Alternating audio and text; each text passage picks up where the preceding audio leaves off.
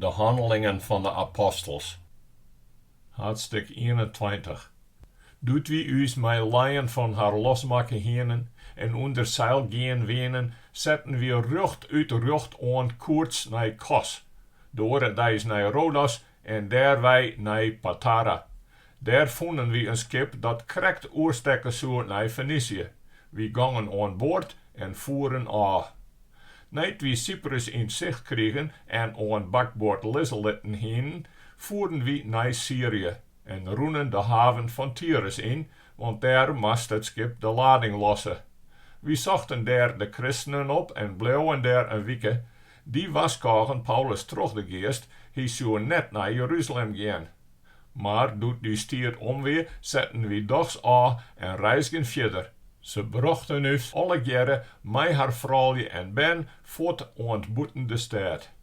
Op het strand voelen we op de knibbels en dienen een gebed. En we namen afscheid van elkaar. Toen gingen we aan boord en zij weer naar huis. Uw zeereis kwam tot een eind, doet we uit Tyrus wij in Ptolemeus aankwamen. We begroeten daar de gemeenteleden en bleven een dag bijharen. De andere dag reisden we aan en kwamen in Cesaréa aan. Daar gingen we bij de evangelist Filippus, een van de zoon, in een huis, en we bleven bij hem. Die hier 4 ongetrouwde dochters die profeteren. Doet we daar al een mooi skof te hadden heen, kwam daar een profeet uit Judea aan, die Jakobus heet.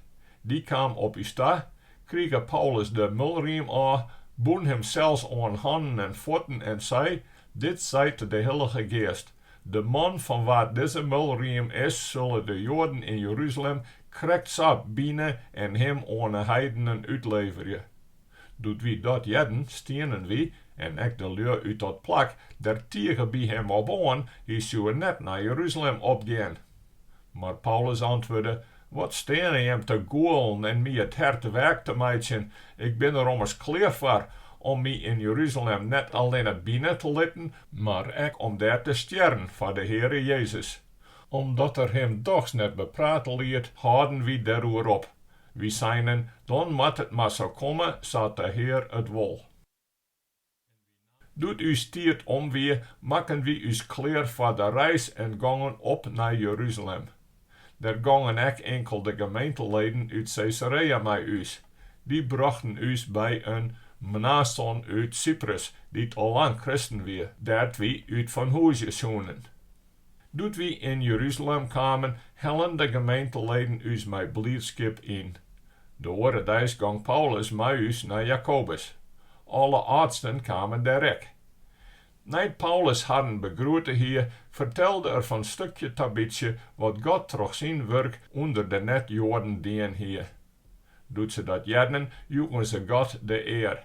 En ze zeiden tegen hem, jo sjogge wel broer, hoe volle duizenden daar onder de Joden binnen, die dat leeuwen aangenomen hebben. En dat binnen alle jaren voele voorstanders van de wet. Nou hebben die, oor jou vertellen jet, jo zoenen alle Joden die tussen de oren volken inwenje, verhouden om Mozes ontrouw te worden. Troch te zeggen dat ze haar ben net meer besnijden moeten en net meer neffens us wesansje libje. Hoe zit dat nou? Ze zullen zonder mis jaren dat jo hier komen binnen. Doch daarom maar wat wij in jo zeggen. We hebben hier 4 man die een gelofte dien hebben. Neem die mee, liet jou tegelijk mijn harren zuiveren en betel je voor harren de kosten van het keelskeren van de holle. Dan zal elk inzien dat er niet van aan is wat ze oor jou jet hebben, maar dat jou zelfs vasthouden aan het onderhouden van de wet. Wat de net-Joden aangeet, die christen worden binnen, we hebben harren als us besluit schreeuwen dat ze haar te wacht nemen zullen voor vlees dat van aangode offers komt, voor bloed, voor vlees van smoorde beesten en voor ontucht. Toen nam Paulus die mannen de oordeis mee, liet hem tegelijk met harren zuiveren en ging in de tempel om aan te gaan wanneer de termijn van haar zuivering aanroen wezen zou. En het offer voor elk van harren bracht worden zou. Doet de dagen haast omwenen, zagen de Joden die uit Azië komen wenen hem in de tempel. Ze brachten het hele volk in opskuor, pakten hem beet en raasden: help us mannen van Israël, dit is de man die overal aan alle mensen een leren verhoudt, die tjen het volk de wet en dit stee ingeet. En nog had er ook nog Grieken in de tempel bracht en dit hele stee ontwijd. Want ze hingen Paulus jeder al met Trofimus van Efeze in de stad schoen. En nou meenden ze dat er die mij in de tempel nomen hier. De hele stad rekken in onstuur en het volk tropegeer. Ze pakten Paulus beet en sleepten hem tot de tempel uit. Voor nijtijd waren de dwarren dichtdien.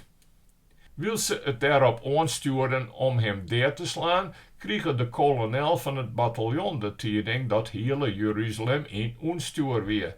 Die vleeg voeten in met zijn soldaten en officieren op haar ta. Zo gauw ze de kolonel en de soldaten zeggen, houden ze daarmee op Paulus te slaan. Toen kwam de kolonel dichterbij, liet Paulus oppakken en hem dubbel de boeiens aandwaan. Toen vernam er daarna wat dat weer en wat er dien hier. Maar uit de klieber raapt de ene dit, de oren dat, en doet de troch het lawaai net gewaard worden hoe het krijgt ziet, joeger wadder om hem naar de kazerne te brengen. Maar doet Paulus bij de trappen kwam, moest er nog terug de soldaten droegen worden, met zo'n geweld krong het volk op. Want de hele klieber roende erachteraan en raasde maar voort met hem. Op het stuit dat er in de kazerne bracht worden zou, vreeg Paulus de kolonel, mag ik jou vaaks wat zeggen? Die antwoordde, ken jou dan Grieks? Binnen jou dan die Egyptener net, die een skoftelien oproer maken had en met 4000 opstandelingen de woestijn ingaan is? Maar Paulus zei, ik ben een Joadsk man, een boarger van Tyrus, een net onverneemde stad in Cilicië. Ik vreeg je jouw permissie het volk dat te spreken. Die permissie joeg de kolonel en Paulus ging op het trappen staan en joeg een teken met de hand. Doet het oza stil worden weer, hadden er in de taal van de Joden deze taspraak. Haadstik 22. Mannen, broden en heiden, harkje naar de verantwoording die ik nou voor je met dwaan wil. Doet ze jaren dat er haren in de taal van de Joden taspreek, waren ze nog helte stilder. Hij vervette, ik ben een Jood te wraad komen te Tyrus in Cilicië, maar opbracht hier in deze stad, als leerling van Gamaliel secuur onderweest in de wet van de verraden. Ik wie een voelende strijder voor God op hetzelfde wijze als jemmer alle jaren Joden nog binnen. Ik heb deze richting aan de deur te vervolgen, nadat ik malje en vraalje in een boeien slaan en opsluiten liet, lik als de Hege priester en de hele Rie van artsen van mij getuigen kennen. Van harden hier ik ook brieven mee kregen, doet ik naar de christenen in Damaskus reisge, om ook de meesten daar in de boeien te slaan en naar Jeruzalem te brengen om straf te worden. Ik wie onderwijs en kwam al mooi dicht bij Damaskus. Het wie om middag heen, toen omstrelen mij in een voel jocht uit de hemel. Ik voel hoe de groen en jede een stemtje mij zeggen, Saul, Saul, waarom vervolgest u mij? Ik antwoordde, waar ben jou heer? En hij zei tegen mij, ik ben Jezus de Nazareër, die sto vervolgest. Die bij mij wienen zeggen wel het lucht, maar jede net de stem van hem die tot mij spreekt. Ik zei, wat moet ik doen, heer? En de heer zei tegen mij, kom oorheen en ga naar Damaskus. Daar zul die alles zijn worden wat die te doen stiert. Omdat ik net meer zien kon, zag grill wie dat lucht, kregen mijn maten mij bij de hand. En zo kwam ik in Damaskus. Nou wie daar een Ananias, een man die from neffens de wet libbe en die bij alle Joden die daar wennen op een goede naam lei. Die zocht mij op, ging jonken mij staan en zei, broer Saul, slag de eigen op. Op hetzelfde stuit zag ik hem staan. Hij zei, de God van uw voorraden had jou orneren om zijn wil te kennen, om de rechtvaardige te zijn en zijn stem te jaren. Want jou zullen voor hem getuigen bij alle mensen, van wat jou schoen hebben en jet. Nou dan, waar wacht je jou nog op? Kom oorheen, roep hem aan en let jou dopen en jou zoenden aanwasje. Doet ik in Jeruzalem waarom weer, rekke ik boeten mijzelfs bij het bidden in de tempel. Ik zeg de Heer, en die zei je mij, meid je aan, en gaan, zo gauw als kinst uit Jeruzalem wij, want ze zullen die getuigenis over mij net aannemen. Toen zei ik, Heer, ze weten maar al te goed hoe ik dwaande west heb de meesten die in jouw leeuwen op te pakken en in de synagogen te giselen, en dat ik, doet het bloed van jouw getuige Stefanus vergeten waard, der zelfs bijstaan heb, en het er wakker mij eens weer, en dat ik op de klein van zijn moeders post heb. Toen zei het je mij, gaan, want ik zal die om vuren sturen naar de oren volken. Want zo heen ze hem nog heel tijd aanjet, maar doet er dat zei, begonnen ze te schreeuwen. Slag die kerel, die mij net in lippen bloeien. Doet ze zo raasden, haar mantels uitsmieten en mode in de lucht smieten, liet de kolonel hem in de kazerne brengen en joeg wadders om hem onder zwiepslagen in het verhoor te nemen, om zo gewaar te worden, om wat reden ze zatjen hem raasden. Doet ze hem in de houding brochten voor het giselen, zei Paulus tegen de kapitein die erbij stier, mij je een Romeinsk boarger giselen en dat zonder dat er veroordeel is. Doet de kapitein dat jedde, gangen naar de kolonel toe en rapporteren het hem met de woorden, wat ben jou nou van doel? Die man is ommers een Romeinsk boarger. De kolonel ging naar hem toe en zei tegen hem, vertel me eens, ben jou een Romeinsk boarger? Hij zei, ja wis. Toen vervette de kolonel, ik heb voor dat boargerschip een slompe jild jaanmatten. Paulus zei, ik ben er mij binnen. Op slag lieten doen de mannen die Paulus in het verhoor nemen zonen hem geworden. En de kolonel kreeg het krap. Noot er in een rekken kregen dat het een Romeinsk burger weer, die er in een boeien slaan lieten hier. Omdat de krekt witte werd de Joden hem van beschuldigen, liet er hem de oren duis uit de cel heljen en joeg wadder dat de hegepriesters en de hele Hege Rie binnenwaar komen moesten en toen liet er Paulus naar onderen brengen en verharren komen. Haadstik 23. Paulus zegt de rietsleden liek aan en zei, mannen, broeren, ik heb mijzelf absoluut niet te verwitten over mijn houden en dragen voor God oor, aan Jote data.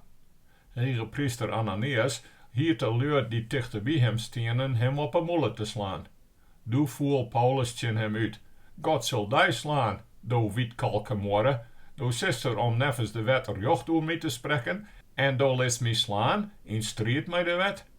Maar die bij hem stenen, zijn skelle jou Gods hegepriester uit. Toen zei Paulus, ik wist net broren dat het de hegepriester weer. Der stiert om een schreeuwen van een leedsman van dien volk, zulst du geen verkeerd zeggen.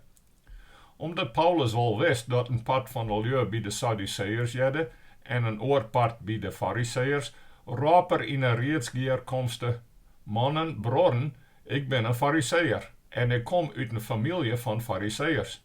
Om de hoop van de opstanding van de deden steen ik voor de rechter. Doet er dat zijn hier, kwam het tot strijderaasje tussen de Fariseërs en de Sadduceërs en daar ontstiert twaspjalt in een geerkomste. De Sadduceërs zeggen ommers dat er geen opstanding is en geen engels of geesten bestaan. De Fariseërs nemen beide aan. Het waard een heel gerop en geraas. Gewoon schriftgeleerden van de kant van de Fariseërs kwamen overeen en bieten van haar af. Ze zeiden, nevens us had die man niet geen verkeers dien, als er nou eens een geest of een engeltje in hem sprutsen had. Het waard een hele kreeuwerij, omdat de kolonel bang werd dat ze Paulus uiten warskôge zonen, liet er de soldaten del komen om hem uit haar vermidden wij te heljen en naar de kazerne te brengen.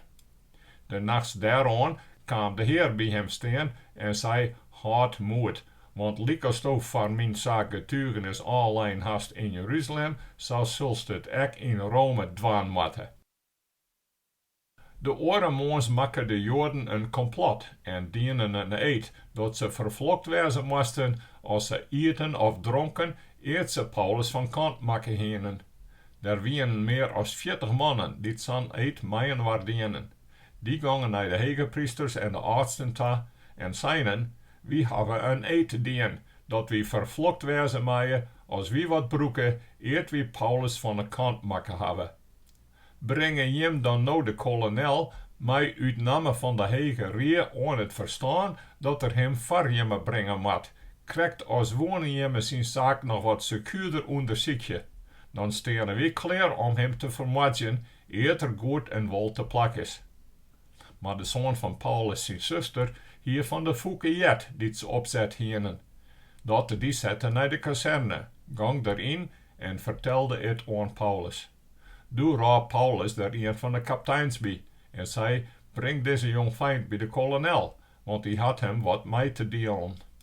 Die nam hem door mij, bracht hem bij de kolonel en zei, de arrestant Paulus had mij geroepen en op zijn verziek breng ik deze jong kerel bij jou, want die had jou wat te vertellen.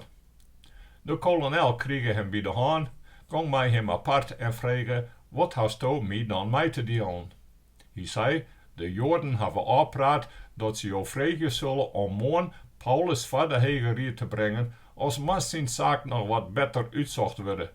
Maar hark je net naar haren, want meer als 40 van haren loeren op hem. Die hebben een eed dien, dat ze vervlokt wezen mij als ze eten of drinken, eer ze hem ombracht hebben. En nou staan ze klaar. Ze wachten alleen op jouw toestemming. Toen liet de kolonel de jong kerel voortgaan, maar hij draaide hem in, verklap on net in, dat Smit dit ombracht haste. Toen liet er 2 van zijn kapiteins bij hem komen en zei, had joen om 9 uur 200 soldaten klaar om naar Cesaréa te gaan en 20 man hiestevolk en 200 licht bewapende lui.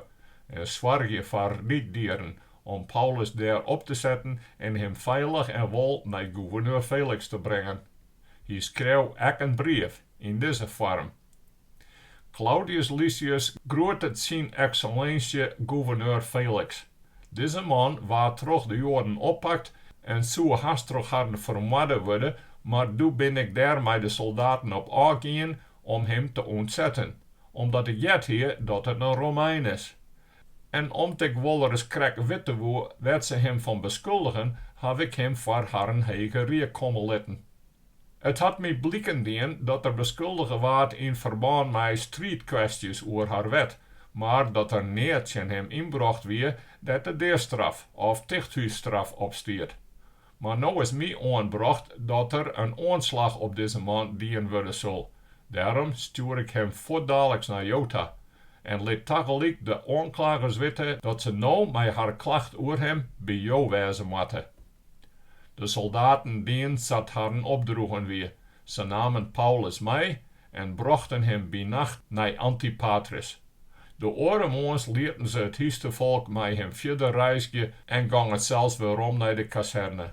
De ruiters kwamen in Cesaréa en joegen de gouverneur de brief oor en ze leveren Paulus aan hem aan. De gouverneur leest de brief en vraagt uit wat provincie of er kwam. Doet er jede van uit Cilicië, zei er, ik zal jou in verhoor nemen als jouw aanklagers direct binnen. En hij joeg verder om hem in het paleis van Herodes vast te houden. Haadstik 24. 5 dagen later kwam de hegepriester Ananias del met een stuk monnig van de oudsten en een advocaat Tertullus, die bij de gouverneur een aanklacht tegen Paulus inbrachten. Die werd verroepen en toen begon Tertullus zijn beschuldiging met de woorden dat we volop vrede kregen hebben troch jou en dat dit volk zo volle verbeteringen te danken had aan jouw goede zwargen, excellentie Felix, dat willen we altijd en overal met grote dankbaarheid meestemmen. Maar ik wil jou net te lang ophouden. Daarom verziek ik jou, inschikkelijk dat jou binnen, us aan te jaren. We zullen het kwad meidje. Het had us blikken dien dat deze man een pest is en dat er onder alle Joden in de hele wereld strijderages gaande maakt en zelfs een van de kopstukken van de secte van de Nazareërs is. Hij had ook nog bezocht om de tempel te ontwaaien, maar wie hebben hem oppakt. Als jou hem uitvregen, kunnen jou zelfs meer van hem gewaar worden over al die dingen dat wie hem van beschuldigen. Ook de Joden voelen hem bij en hadden uit dat het zo weer. Doet de gouverneur hem een teken joen hier dat er spreken mocht, joeg Paulus dit beskeer. Omdat ik weet dat jou al zoveel jaren een rechter oor dit volk binnen, verantwoord je ik me vol betrouwen voor jou. Jo kennen het nijvregen. Het is net meer als 12 dagen alleen dat ik naar Jeruzalem gaan ben om te aanbidden. En ze hebben net van mij schoon dat ik aan het strijden wie met de een of de andere, of een kloft volk bien waar helle, in de tempel net, in de synagoge net en liekemin in de stad. En ze kunnen jou dan echt geen enkel bewijs bijbrengen van de dingen dat ze mij nou van beschuldigen. Ik wil jou dit wel aan, dat ik de God van de verraden ken, nevens de leren die ze sectarisch nemen. Maar ik leuw alles wat er in de wet en de profeten schreeuwen staat. En ik verwacht je hetzelfde van God, dat deze deur zelfs ophoop je, dat er een verriezenis wezen zal van rechtvaardigen en onrechtvaardigen. Daarom doch ik mijn best om altijd een zuiver gewisse te hebben, voor God en voor de mensen. Nou wie ik na gans jaren waarom komen om mijn volk jaften voor de armen te brengen en om te offeren. Daar wie ik mij dwaande, doet ze mij in de tempel troffen, en daar wie net volle volk of trollet om mij heen. De lui die mij troffen, wienen Joden uit Azië. Die moesten je voor jou staan om mij te beschuldigen, als ze wat op mij tjen hebben mochten. Of let oors deze lui zelf zeggen om wat voor misdaad ze mij schuldig bevonden hebben, doet ik voor de Hege Rie stier. Of het zo dat ene wet wezen moet, dat ik in haar vermidden uitenroppen heb. Om de opstanding van de derde steen ik Jood bij hem voor het recht. Toen deelde Felix, die het aardig wat wist van de nieuwe richting, haar en mij, dat er de zaak verstelde. Hij zei, als kolonel Lysias hier komt, zal ik oor jemme zaak uitspraak doen. Hij joeg de kapitein Wadders Paulus wel vast te houden, maar in lichtarrest. En net een van zijn vrienden wat in de wei te lezen, als die voor hem zwaar gewonnen. Een die maand later wie Felix daar weer met zijn vrouw Drusilla, die een Jordine wie. Hij liet Paulus komen en liet hem oor het leven in Jezus Christus vertellen. Maar doet hij het hier oor rechtvaardigheid en zelfsbeheersking en oor het komende oordeel, kreeg Felix het krap en zei, geen voor deze keer maar voort. Als ik het weer eens onteerd heb, zal ik die wel weer opletten. Maar je hoopt tegelijk dat Paulus hem yield bieden zou. Daarom liet er hem al gedurig bij hem komen om met hem te praten. Doet er 2 uur omwenen, werd Porcius Festus gouverneur voor Felix in plek. Maar omdat Felix de Joden te willen wijzen wou, liet er Paulus in de gevangenis zitten.